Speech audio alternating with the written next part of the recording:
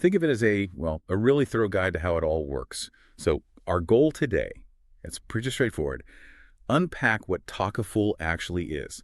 Understand how it's fundamentally different from the insurance most of us know, and importantly, why those differences matter. We'll look at its unique structure, the contracts involved, how it deals with risk, payouts, even what happens with extra money. You might have a few aha moments, I think. Absolutely. And what's really captivating, I find, is how Takaful completely reframes risk sharing. It moves away from a model that's primarily about profit generation towards one that's really rooted in mutual help and ethical guidelines. Okay, let's tackle that head on then. What is the core fundamental difference between Islamic insurance, Takaful, and the traditional insurance we're mostly familiar with? Well, the source defines Takaful pretty clearly. It's essentially an agreement between a group of people who face similar risks. They agree to sort of lessen potential damages by paying subscriptions, but these subscriptions are based on the idea of donation. This creates a distinct independent fund. And this fund is managed either by a committee picked from the policyholders themselves or, alternatively, by a joint stock company that gets paid a fee for managing it. When a claim happens, the compensation comes directly out of that shared fund. Now, compare that to traditional insurance. The source defines that as a financial compensation contract, where the main goal is really to make a profit from the insurance activity itself. And crucially, it often uses rules of financial compensation that involve something called gharar. Gorar, right. Excessive uncertainty or ambiguity. Exactly. And that gharar is considered forbidden, under Sharia law. Okay. So here's where it gets really interesting. The fundamental issue then from an Islamic viewpoint with traditional insurance is this gharar, the uncertainty and maybe the profit motive that comes from that uncertainty. Is that the core problem? That's precisely it. The presence of gharar, that sort of excessive ambiguity or speculation, coupled with the primary aim being profit derived directly from the insurance transaction itself. Well, that's why it's seen as problematic. It's a key reason the Takaful model even exists. That makes a lot of sense. So if Takaful isn't about profiting from risk in the same way, how does it actually function legally and financially? What's the Shari'ah framework, the fiqh Takaful, as it's called? Right. The source explains that Islamic insurance is fundamentally based on the principle of tabarru, that's voluntary donation. Each participant makes a donation, their subscription, not really for personal gain from the fund's potential profit, but for the collective good, for the protection of the whole group. Operationally, you've got the Takaful Fund, managed either by a policyholder committee, like we said, or by a licensed company acting as an agent, a wakil, for a fee.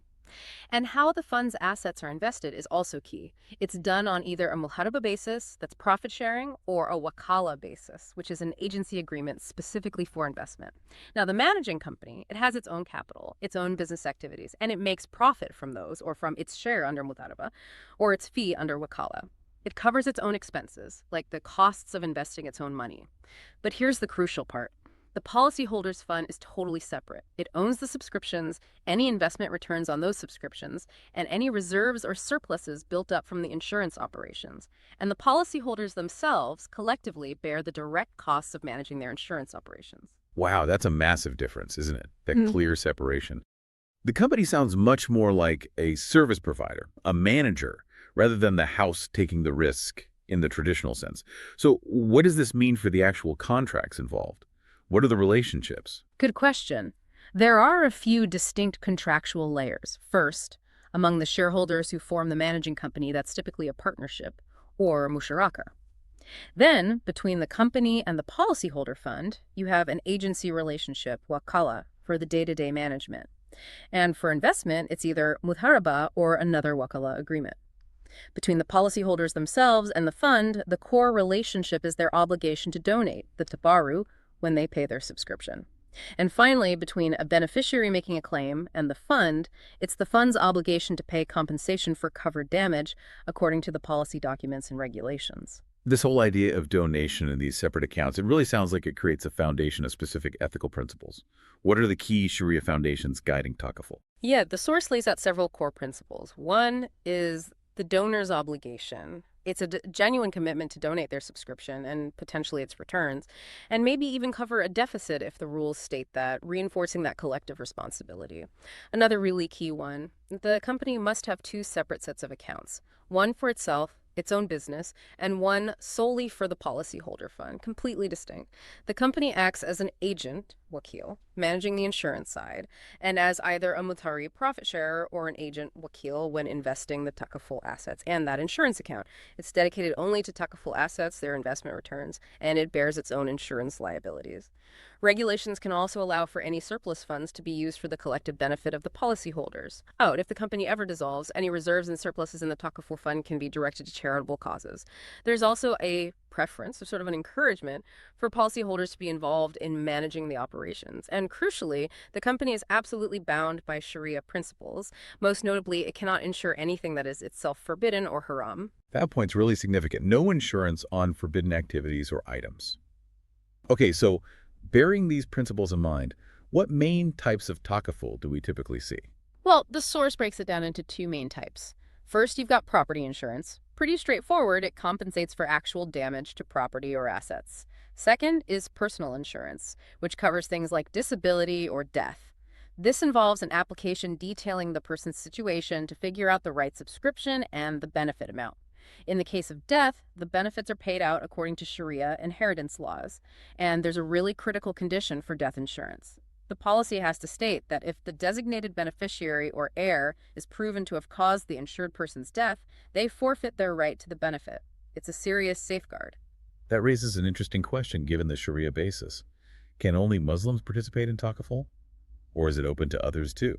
That's a great question, and perhaps surprising to some. The source actually specifies that non-Muslims can subscribe to takaful alongside Muslims. This applies to all types of insurance offered. It really speaks to the model's nature as, a system of mutual assistance, not necessarily exclusive religious practice in its application. So how are the subscription amounts decided? Is it just arbitrary?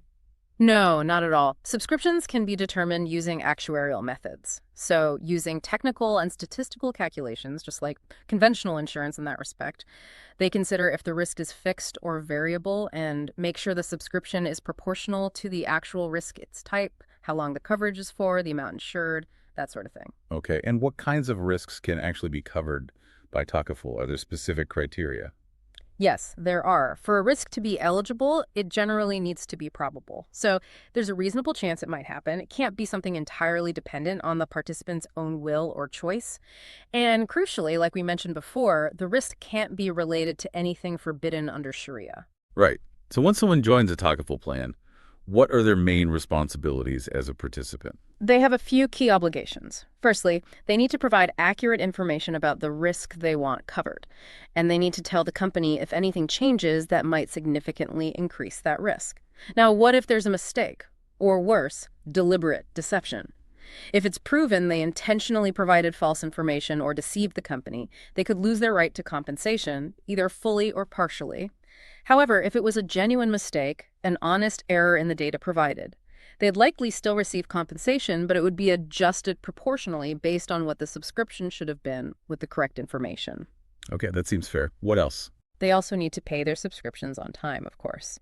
If they fail to pay or are significantly delayed, the company might have the right to cancel the policy or take legal steps to get the payment. And finally, if the insured event actually happens, they need to notify the company which is acting as the agent for the fund. Remember, within the agreed-upon time frame, or at least a reasonable period. If they fail to notify properly, the company might have grounds to make a counterclaim against the participant for any resulting issues. Understood. Now, are there specific conditions or, say, exceptions allowed in takaful policies?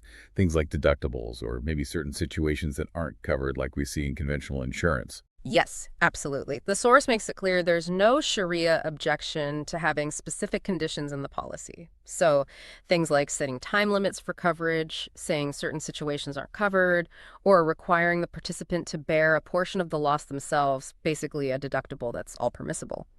The key is that any stipulated conditions are binding as long as they don't contradict fundamental Sharia principles or the main purpose of the takaful agreement itself. Policies can also list specific exclusions, provided it's done justly, rights are protected, and there are no oppressive clauses. Okay, let's dig a bit deeper into the company's role now, beyond just managing the fund day to day. What are its specific duties and powers, especially when it comes to investing the money or if the fund runs into trouble? Right. So the company manages the takaful operations, as we said, for a known agreed-upon fee stated in the contract. This covers everything from preparing documents, collecting the money, paying out claims, and all the technical work involved. Management has to act in the best interest of the policyholders. They're generally only liable if they mess up through negligence or by deliberately doing something wrong, a transgression. The company pays its own setup costs and all expenses related to its own capital and investments. But here's a really critical point about reserves. Okay. Any legal reserve required for the company itself comes from the shareholders' funds, and it belongs to them. Absolutely no part of the policyholders' funds or the profits generated from those funds can be taken for the shareholders' benefit. That's huge. It is. Now, reserves or provisions can be set aside from the policyholders' funds or profits, but only for the policyholders' own benefit, like covering future claims. These reserves can never end up back with the shareholders. A clear firewall. Exactly. The company also usually has the right to go after any third party who caused the damage, essentially taking over the participant's right to claim against that party. This is subrogation. And when investing the policyholder funds, if it's under Mudharaba, the company acts like a profit-sharing partner with associated responsibilities. If it's wakala for investment, it follows the rules of agency for a fee. So what happens if, despite everything, the Takaful fund doesn't have enough money to pay all the claims? A deficit scenario. That's a really important practical question. The company has options. It could cover the shortfall using its own financing, maybe providing an interest-free loan, a cartasan, to the Takaful fund, which the fund would repay later, or the deficit could potentially be covered by surpluses generated in later years. Another possibility, if it was agreed upon in the Takaful policy right from the start, is that the company could require the policyholders themselves to contribute extra to cover the deficit. Again, emphasizing that shared risk. Makes sense. Mutual support in action. Right. And just to be clear, all the operational expenses and commissions related directly to the Takaful activities are borne by the Takaful account itself, not the company's general funds. The company can also negotiate settlements with parties who cause damage, provided it's in the policyholder's best interest, and follows Shari'ah rules for reconciliation. Okay, so when a valid claim is made, how does the actual compensation work? What are the rules there? The basic rule is that the participant receives compensation equal to the actual value of the damage incurred, or the maximum insured amount stated in the policy, whichever is less. Standard practice, really. But connecting this to the broader principles, it's not permissible to get paid twice for the same loss. So you can't combine the Takaful payout with money you're already owed by a third party who caused the damage if that covers the same loss. Similarly, you can't claim compensation from multiple Takaful companies for the exact same damage to get more than your actual loss. No double dipping. Precisely. And for property insurance, compensation is limited to the actual financial losses suffered by the participant. This can include consequential losses, but only if they can be accurately estimated and are directly linked to the initial damage. Got it. Now, this leads us to something really unique about Takaful the surplus. What exactly is the insurance surplus, and what happens with it? Yeah, the surplus is fascinating. It's basically what's left over in the Takaful fund after all the claims and operational expenses for a given period have been paid out of the collected subscriptions and investment returns. If there's a decision to distribute this surplus or part of it back to the policyholders, which is a common practice, the source says the method for doing so must be clearly laid out in the Takaful regulations. And what are those methods? There are a few possibilities outlined. One is to distribute it to all policyholders from that period equally or proportionally, regardless of whether they made a claim or not. Another approach is to distribute it only to those policyholders who didn't receive any compensation during that period.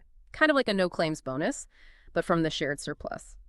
A third way is to distribute it to policyholders after deducting any compensation they might have already received during that period, or really any other distribution method could be used as long as it's approved by the institution's own Shari'ah board. The key is transparency and fairness according to the agreed rules. Very interesting. Okay, last piece of the puzzle. How does a Takaful policy actually end? When does coverage stop? Policies can terminate for several reasons. The simplest is just reaching the end of the agreed-upon term or period of coverage. For property insurance, there might be a clause for automatic renewal unless the participant specifically tells the company they don't want to renew before a certain deadline. Termination can also happen if the policy explicitly gives either the company or the participant the right to cancel it unilaterally under certain conditions. In property insurance, if the insured item is completely destroyed, the policy might end then, though that wouldn't affect the participant's right to claim compensation for that total loss, obviously.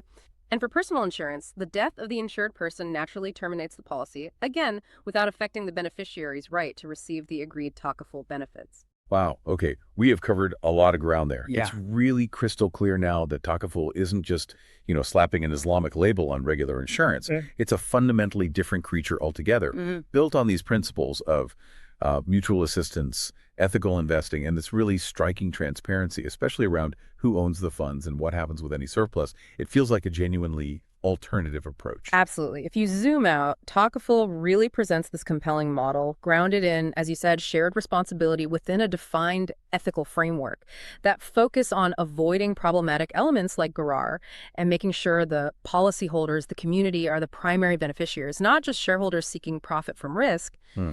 It's a profound difference. So, thinking about all this, what's the takeaway for you listening? Maybe it just encourages us to think a bit more critically about the ethical foundations of our financial systems in general. How models that are built more explicitly on cooperation and sharing risk rather than purely on extracting profit could potentially reshape other parts of our financial lives or even society. Something to ponder, perhaps. Thank you so much for joining us on this deep dive today. It's been fascinating. Until next time, keep exploring, keep asking questions, and keep learning.